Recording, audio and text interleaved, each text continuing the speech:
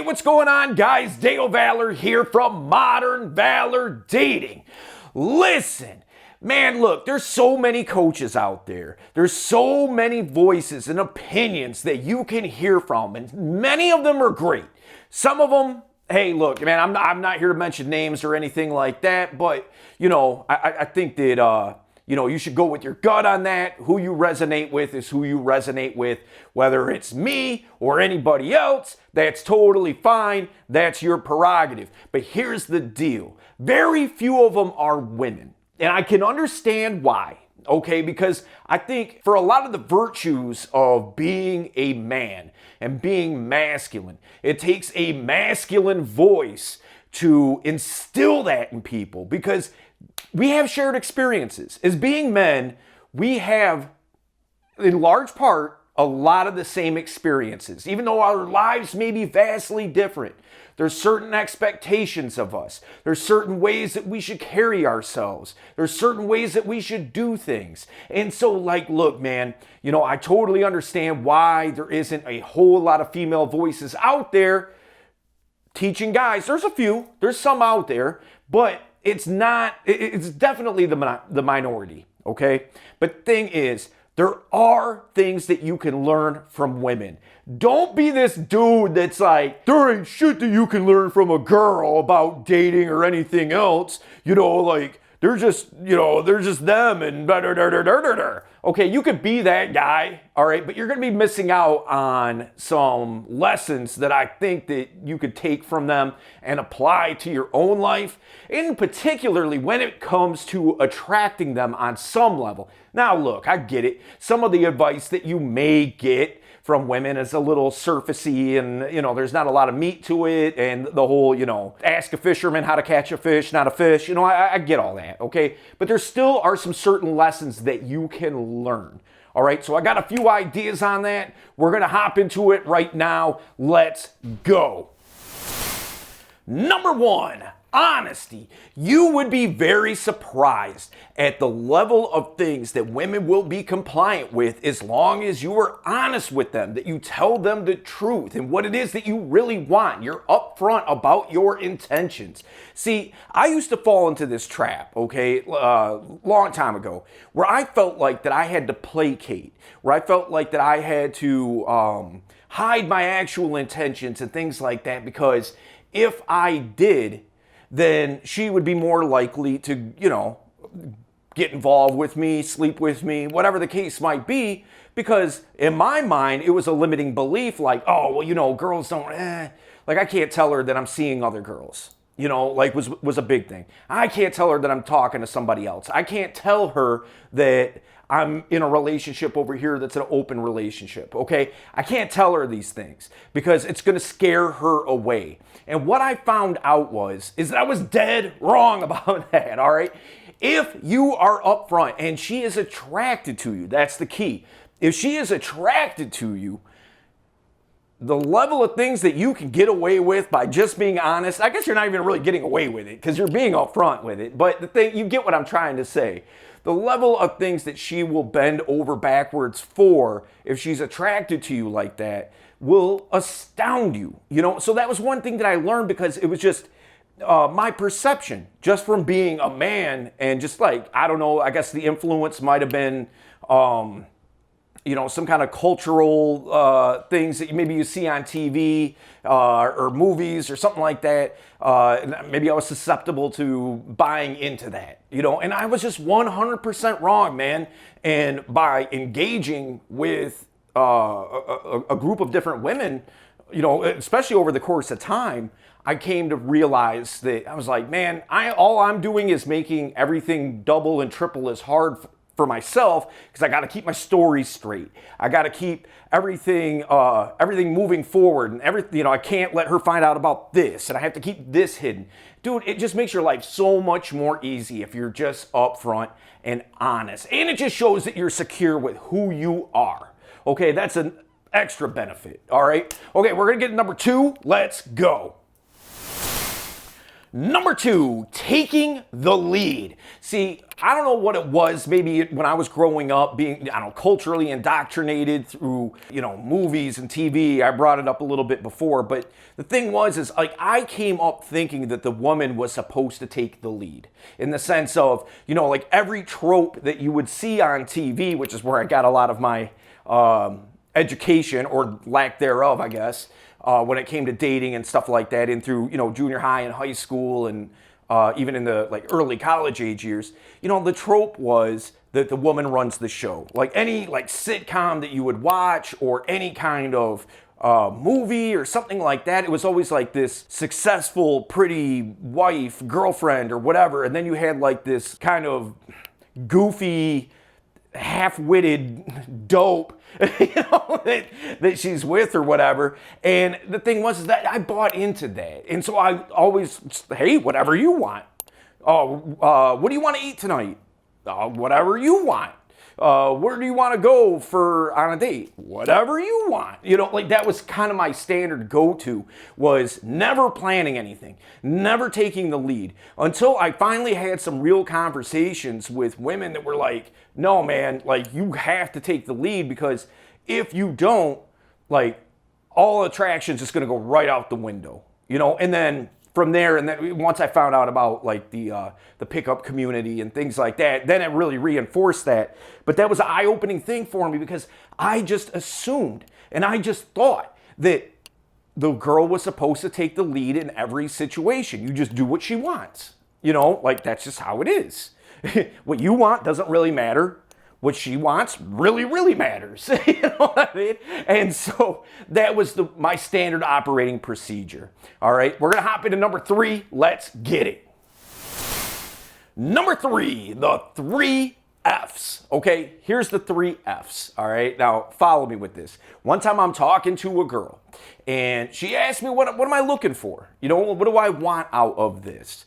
And, I told her whatever I told her. I don't really remember at the time what it was. But she tells me in response to that, she's like, well, what I'm looking for is the 3 F's. And I was like, I don't know what that is. And she was like, feed me, fuck me, be my friend. All right. That was the 3 F's. And then she broke it down. She was like, feed me intellectually. I don't want to be bored. I want to be mentally stimulated, things to be exciting, to have great conversation, things like that. And then, well, fuck me is pretty self-explanatory. Don't really need to go into that one all that much, I guess. And then the 3rd F, be my friend. Just treat me good. Be nice to me and pleasant, and, treat me like somebody that you would consider a friend. And I was just like, yo, that is dope. Like, I am going to steal that and use that forever. And I really have, honestly, I use that to this very day, because it establishes some boundaries that you can always harken back to. So in other words, if say you go over to a girl's house and, you're supposed to be watching a movie on Netflix or something together. And, she's just kind of playing on her phone and just kind of like not really paying much attention to you. She's just kind of in her own world. Not like out of spite or anything like that, just because, for whatever reason.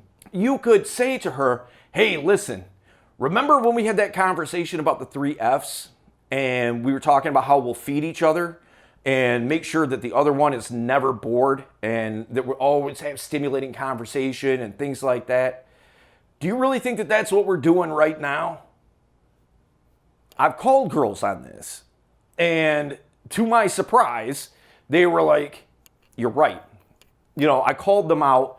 They owned up to it. You're right. Let me put my phone away. I'm sorry.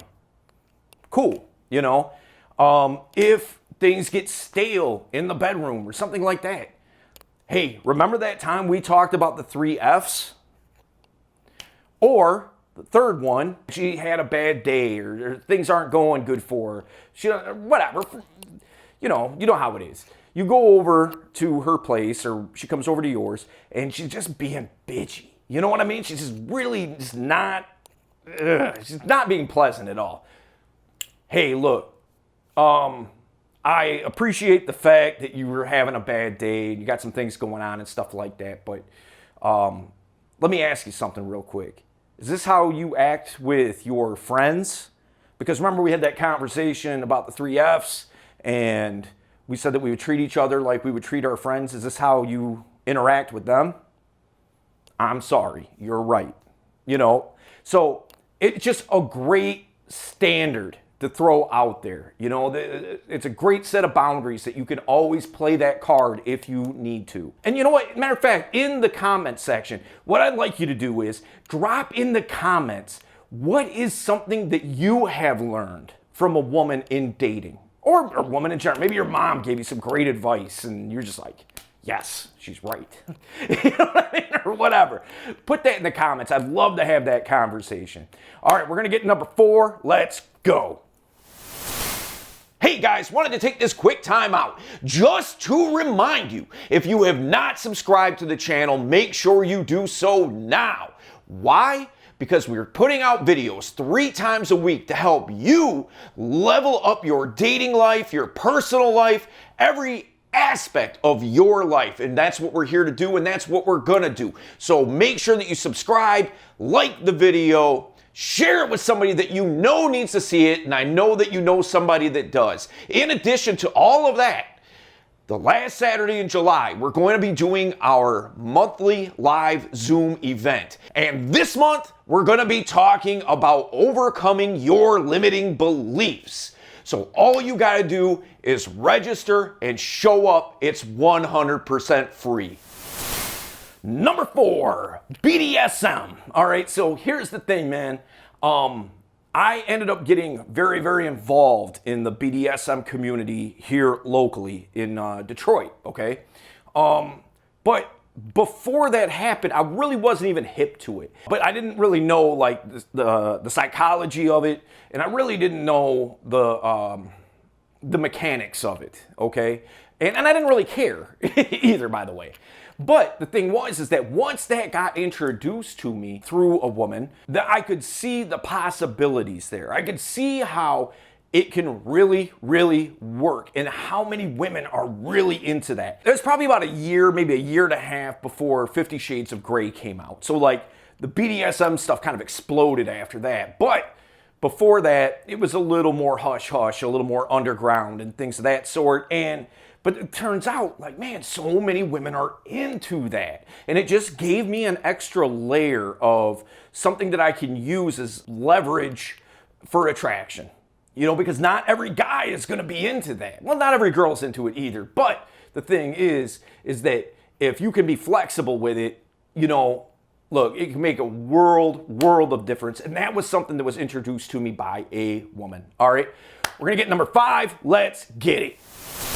Number 5, that women love sex. All right, now I didn't realize that all that much until I really started learning game and getting out there and interacting with a lot of different women. Coming up, the influence that I had was that, you know, that women just really weren't into it.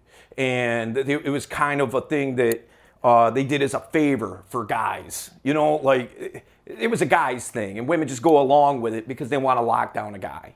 All right. And I just didn't understand that concept of the fact that they are actually into it as much, if not more than men, actually. Like, I just didn't realize that. But there's been so many cultural things that have suppressed some of that. And, you know, so I think that that's maybe where that whole idea or notion came from. And look, you know, I'm here to tell you that I was 100% wrong until I finally started getting out there and interacting with women who really enjoyed it, was looking forward to multiple orgasms, okay? Was really, really into it. So that's the thing, man. You know, if you have this mindset of that women just aren't into it, you know, that it's like a thing, like you just have to trick them or coax them into it somehow, it's not what it is, man. It just really isn't. I'm sorry to burst that. Well, I guess I'm not sorry, but I'm bursting that bubble, okay? So listen, guys, earlier in the video, we did a topic on taking the lead, all right? Now, we have done a whole video on that. We'll link it up here, but we go really, really deep on what does it mean to be a leader. Leadership qualities. Oftentimes when we think of an alpha mindset, really what it boils down to is being a leader and what those leadership qualities look like. All right, so what I want you to do is I want you to go to that video now and check it out and see what it takes to actually be a leader in your own life. And I will see you there.